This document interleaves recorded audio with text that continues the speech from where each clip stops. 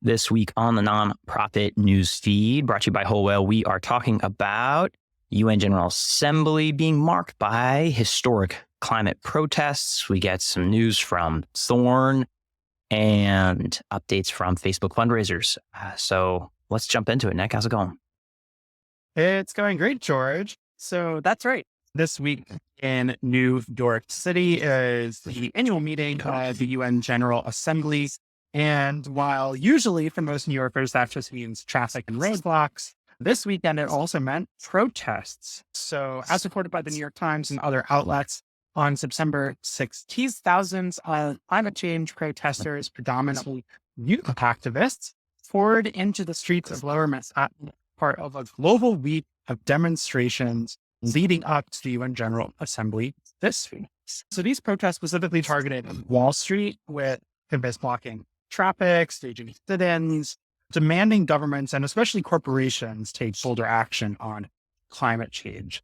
So speakers accused Wall Street of financing fossil fuel projects that contribute to the climate crisis. They called for divestment.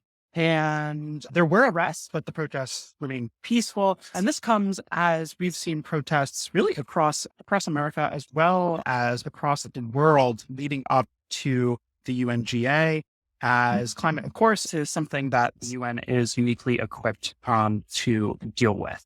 So, George, I think these protests are quite effective, right? And I think it's great that people are feeling engaged around the United Nations General Assembly, which for those who are not familiar with the UN, this is the annual event in which world leaders in the countries beyond just the ambassadors of each country to the UN, but world leaders descend on New York to speak. President Biden will be here and many other heavy hitters in international affairs. So it's a huge deal. George, what do you think of this? I think you need to have moments of breakthrough in the din of noise when it comes to the environmental movement. If it is always a low and slow without these types of punctuated movements, we sadly, as the humans, tend to let it fade away. We have that sort of normalcy of like, oh, I guess that's just the normal rate of how people care.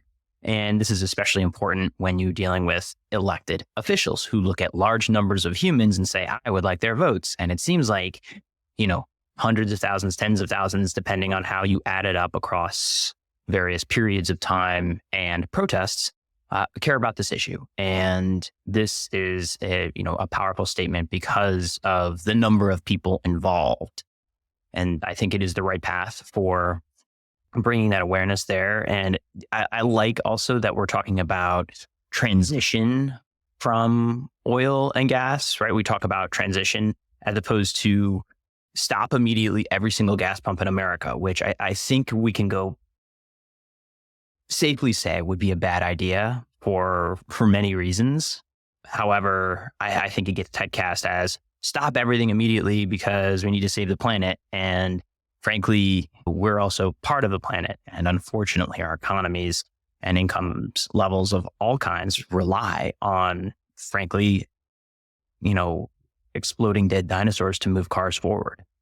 Yeah, George, I think that's a great point and kind of highlights in some ways why these protests are important. And in the context of the UN, I think this is particularly important around the United Nations 17 SDGs for Sustainable Development Goals, which you can find on sdgs.un.org/goals. And these 17 goals kind of represent the multifaceted and interconnected nature of goals like poverty and hunger, climate, peace, sustainability. All those pieces fit together, right? And I think that it's important when tackling big problems to know that it's never enough to just focus on one of those aspects of what makes a healthy global community, because there is a ton of interconnectedness, right? And that comes up a lot in these conversations, right? Is who was America to impose climate restrictions on sub-Saharan Africa, And those are climate conversations worth having, right? They're complex conversations. So just want to add that in. But George, you actually allude to in some ways what is our next story, because you talk about how investment and other things here kind of acknowledge the transition to climate change. There are some climate activists who don't have time for transition. And our next story, this one comes from Reuters, is that climate activists have sprayed orange spray paint on the Brandenburg and in Germany. And this comes as Europe as a whole is seeing a ton of, quite frankly, I would say aggressive climate protest tactics from organizations like Just Stop Oil, based out of the UK. And these range from people throwing applesauce at impressionist paintings to people gluing themselves to national monuments and so forth. George, we have the two kind of dichotomies, the two different types of protests here. What do you think are the pros and cons of this kind of direct, I would posit, aggressive actions here? And does that help the cause or does it undermine it? I feel like the answer's in the question, Nick. And we were talking before this and both sort of agreed, like the big tent, large movement, this are many voices speaking together, is how civil rights in America was led by, MLK's work and influenced heavily by Mahatma Gandhi, who, has many quotes on it, but nonviolence is a weapon of the strong. And so appearing strong, being strong means you can be nonviolent. Being disruptive, being violent is taking action under the name of the cause of environmentalism. And many evil deeds have been done in the name of a larger movement or a larger mission. Look no farther than religion on this, where I'm using a grander cause to do violence, to do disruption in a negative way that harms other humans.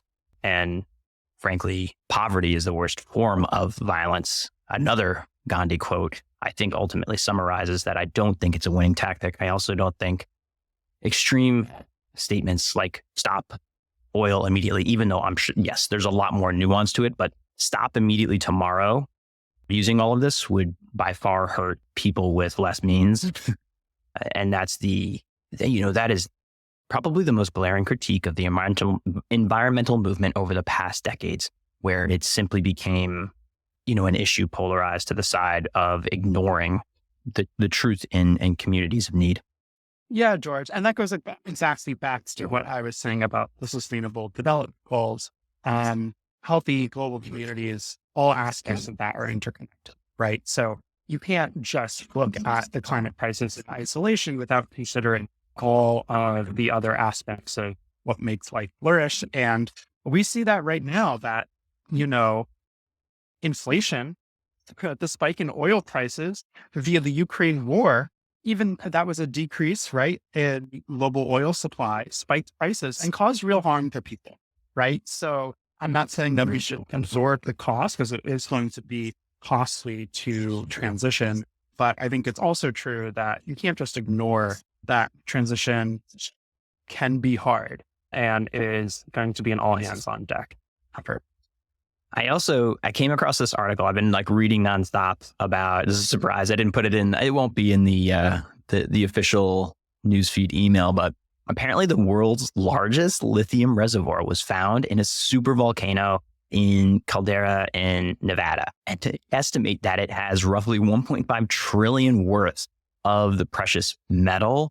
And, the quick course here is that we need a lot of batteries to store energy made by wind, solar power in any way, shape, or form, right? Gas is a tremendous store of energy that we can shove in a tank and move around.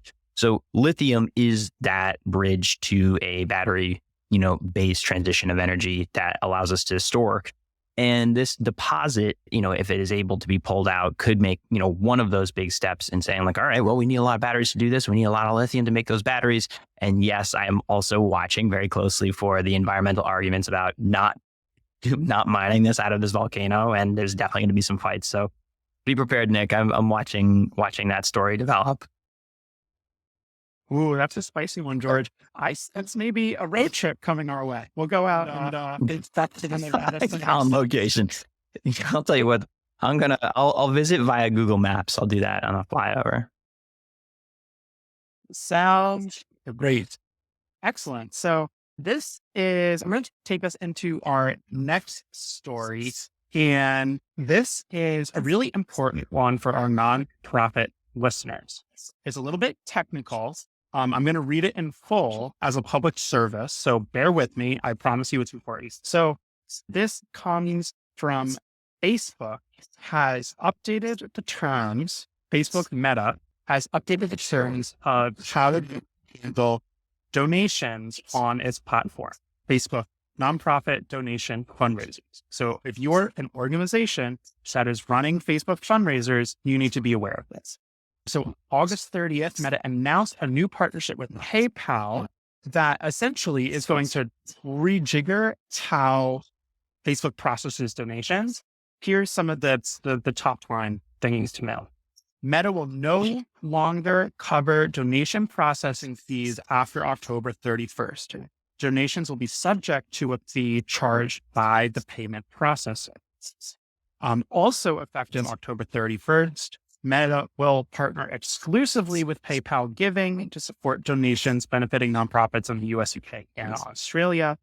Meta will no longer support donations through Meta Payments or Network for Good. There's going to be an update of terms and conditions. Something that's really important that was called out is that nonprofits, one, need to take action and look into this to avoid disruptions. If you're running an active fundraising campaign, there's full details. We'll link in the show notes and go to Meta's website. Additionally, update any ads. Nonprofits are currently able to run on Facebook donation ads, but ads that are set up before a nonprofit switches to the new system will stop delivering on October 31st, 2023. So if you want to set up new Facebook fundraising ads, they need to be set up on the new platform. George, I know that was a lot, but I think this is really important because this platform has generated billions of dollars in revenue for nonprofits. Yeah, roughly 5 billion to date since its creation since 2016. I think the value over time has diminished from what we've seen as a strategic organization here at Whole Whale, but still there are types of organizations that do very well by the Facebook fundraiser. The biggest change here, which I am very sad to see, is the fact that the transaction fees, this was the whole value add, transaction fees are no longer covered. So that means it is like any other payment processor in the sense that those fees are eaten. Certainly you can have a donor come in and cover it. And we understand that there's many platforms that have that solution baked in, but this really begins to neutralize the upside of, frankly, the fact that you don't get that full donor information. There's a lot of other nuance in here, but the takeaway is don't ignore this. Make sure it is set up and ready to go on October 31st, because you know what comes in November and December, if you work in the nonprofit sector, giving season, Giving Tuesday, potentially gifts that might miss their mark. And you don't want that to happen in the final 2 months of the year. Absolutely, George. It's very important call out for our nonprofit listeners. All right, George, this is going to be shifting gears a little bit, actually a lot of it, but I think it's worth talking about. We are going to focus on Ashton Kutcher, who's gotten himself in trouble over a letter that he and wife Mila Kunis wrote to the judge presiding over Danny Masterson's sexual assault trial ahead of his sentencing last week. Danny Masterson is the actor convicted of sexual assault, and in his sentencing trial, Kutcher and Kunis wrote essentially a character letter in support of Masterson. In addition to this being wrong on the surface, Kutcher and Kunis both are on the board of an anti-sex trafficking nonprofit called Thorn that Kutcher founded in 2009 with then wife Demi Moore. Ashton Kutcher and Mila Kunis have both stepped down from their positions on the board, saying, quote, "After my wife and I spent several days listening, personal reflection, learning, and conversations with survivors and the employees and leadership at Thorn, I have determined the responsible thing for me to do is resign as chairman of the board effective immediately. I cannot allow my error in judgment to distract from our efforts and the children we serve." George, does seem that, quite frankly, I don't know what Ashton Kutcher was doing. He serves on the board of an anti-child sexual abuse organization and wrote a letter a character letter in support of someone already convicted of sexual assault. The whole point of the organization is helping survivors. And, it seemed to be a severe lack of judgment at the least there. Yeah, I was debating whether or not to put this in the actual news feed. It is in some ways sensational, but in other ways, if you have a co-founder of that stature stepping down, it is sort of, I think, a reminder that while at some level, like, that's a human, that human had a friend and he was convicted. And then at this moment where he thought that maybe there was an opportunity to convey something that might reduce his sentence, he forgot that he's got other responsibilities as a human, like the co-founder of Thorn, like somebody who's looked to as someone standing up for survivors of sexual abuse. And this is just antithetical to anything that person would do. And so, I could imagine, I always try to imagine, like, what were they thinking? And I guess that's what they're thinking. This is somebody who, they started their careers with, and that was a terrible error. And ultimately, I think Thorn loses here. They lose the celebrity power that certainly Kutcher brought. And if you don't think that that's leveraged, like, you're not working at a nonprofit that deals with any celebrity adjacent work. And so I really hope that Thorn is able to strategically move on beyond this and still continue to succeed. Yeah, George, I think it actually does highlight, though, in some ways, the fragility of nonprofits that are so reliant on celebrities. Celebrity. And seriously, you're one letter, you're one tweet, you're one, step to the left away because you have associated that brand. I think this is a uniquely different case because he is a co-founder. It's different in that regard. But there are, a lot of organizations out there that are founded by celebrity and live by celebrity. Absolutely. Even the Gates Foundation, right? That is chaos. It's sure. Gates had a divorce. 50% of marriages end in divorce, and it's chaos over there. So I think it's potentially a cautionary tale. All right, George. I think we need a feel-good story now.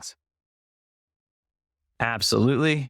And while you pull that up, a reminder that Whole Whale has also developed causewriter.ai, which will help you create content in your organization's voice based on your organization's data in a way that won't sell that data into the sea of terrible. So it allows you to control all of that with a simple interface, as well as trainings. We've been doing, at least a training a week these days for nonprofits and organizations interested in bringing their teams up to speed with what is possible with AI.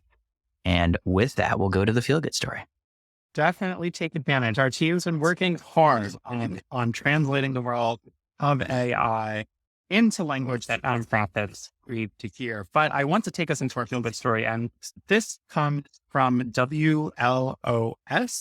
And the title of this nonprofit is that a unique nonprofit celebrates 4 years of saving newborn kittens.